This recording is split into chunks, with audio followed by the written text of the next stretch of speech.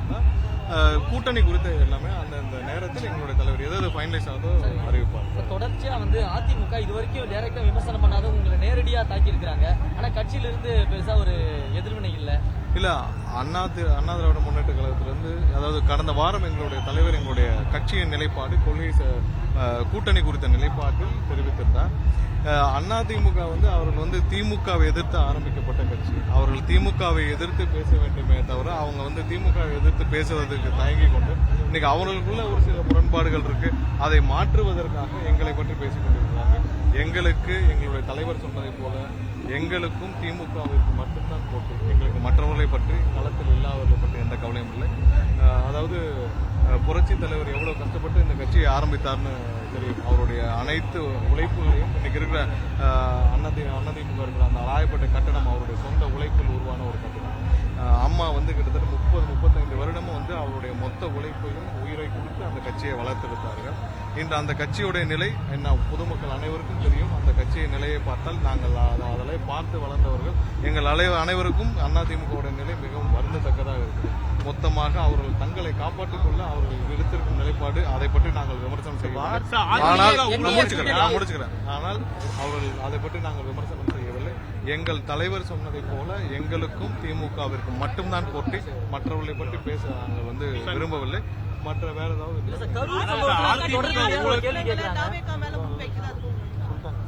கரூர் சம்பவத்தில் உங்களுக்கு தொடர்பு இல்லையா அப்படிங்கிற ஒரு கேள்வி கேட்கிறாங்க. கரூர் சம்பவத்தில் என்ன நடந்துச்சுன்னு உங்களுக்கும் தெரியும், எனக்கும் தெரியும், அங்க இருக்கிற பொதுமக்கள் தெரியும். என்னை விட அதிகமாக அங்க இருந்த ஊடகங்கள் உங்கள் அனைவருக்கும் தெரியும். ஒவ்வொரு இன்ச்சா என்ன நடந்தது. ஏன்னா நீங்க எல்லாம் அப்போ இருந்து எங்களோட டிராவல் பண்ணீங்க. அப்பவும் இவர்கள் யார் யாரெல்லாம் எங்களுக்கு ஆதரவாக பேசினாலும் அவர்களும் எங்கேயும் மறைச்சு பேசல. அவங்களுக்கும் கல நிலவரம் தெரிஞ்சு அங்க என்ன நடந்ததோ அதான் பேசினாங்க. இன்னைக்கு அவர்கள் அரசியலுக்காக எப்பவும் மாற்றி பேசுவாங்க. நேற்று அரசியலுக்காக ஒவ்வொரு கூட இருந்தவர்களையும் மாற்றி பேசியவர்கள் இன்னைக்கு அவர்களே மாற்றி ஒவ்வொரு கூட்டணி அவங்க எப்படி ஃபார்ம் பண்ணிருக்காங்கன்னு தெரியும். அந்த கூட்டணியில் இருக்கவங்க எப்படி வேணாலும் மாற்றி பேசுவாங்க.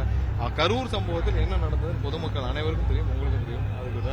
அதிமுக ஊழல் கட்சினா அதிமுக செங்கோட்டன் யாரு கேள்வி பாருங்க. அண்ணன் செங்கோட்டையன் மீது இதுவரை ஏதாவது ஒரு சின்ன ஊழல் குற்றச்சாட்டு இருந்தால் நீங்கள் சொல்லலாம், ஏதாவது ஒரு ஊழல் வழக்குகள் இருந்தால் சொல்லலாம்.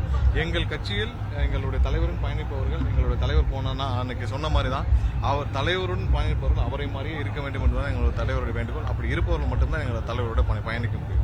என்டிஏ கூட்டணிக்கு வரல அப்படின்னா விஜய் ஒரு 0 அப்படின்னு தமிழிசை சவுந்தரராஜன் தமிழிசை அவர்கள் நிறைய சமீப காலமா நிறைய எங்களுடைய கட்சியை பத்தி பேசிட்டு இருக்காங்க. நான் ஒரே ஒரு கருத்தை மட்டும் நான் சொல்லிட்டு முடிச்சுக்கணும்னு பாக்குறேன் தமிழிசை அக்கா பற்றி. ஏன்னா 25 வருஷமா அக்கா அரசியல் இருக்காங்க. இதுவரை அவங்க எந்த தொகுதியிலும் அவங்க நிக்கிறாங்க. இது ஒரு உதாரணமே போதும் ஒட்டுமொத்த அந்த கட்சி எப்படி இருக்குன்ட்டு. அவங்களுக்கு சொந்தமா ஒரு தொகுதி இருக்காங்க இல்ல. 25 வருஷமா இருக்கிறவங்க இதுவரை மக்களை சந்தித்து அவருடைய தொகுதியில இந்த தொகுதியில நான் எம்எல்ஏ ஆவேன் அப்படின்னு ஒரு தொகுதி இருக்கா. ஒரு நாள் தூத்துக்குடி, ஒரு நாள் விருகம்பாக்கம், ஒரு நாள் வேலைச்சேரின்னு இருக்காங்க.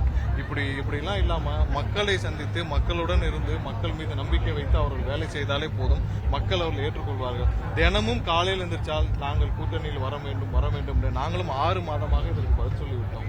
எங்களுடைய நிலைப்பாடு என்னவென்று தயவு செய்து அவர்கள் மக்கள் மீது நம்பிக்கை வைத்து அதை போய் பணியாற்ற வேண்டும். எங்களை பற்றி தேவையில்லாமல் நாங்கள் ஏதாவது தேவையில்லாத எங்களுடைய கவனம் எங்கே என்று எங்களுக்கு தெரியும். நாங்களை மக்களை சென்று சந்திக்க வேண்டும். திமுக தான் எங்களுடைய தமிழகத்துடைய அரசியல் எதிரி. அவர்களை எங்கெங்கே நாங்கள் மக்களிடம் எக்ஸ்போஸ் பண்ணுவோம் அதை பண்ணிட்டு இருக்கோம். தேவையில்லாமல் எங்களை பற்றி பேச வேண்டாம் என்பது எங்களுடைய தாழ்வு. வேட்பாளர் தேர்வில் தீவிரம் காட்டிட்டே இருக்கு. குறித்து பேசினா டெல்லியில இருந்து கண்காணிக்கிறாங்க அப்படின்னு உங்க கட்சியின் ஒருங்கிணைப்பாளர் பேசியிருக்காரு.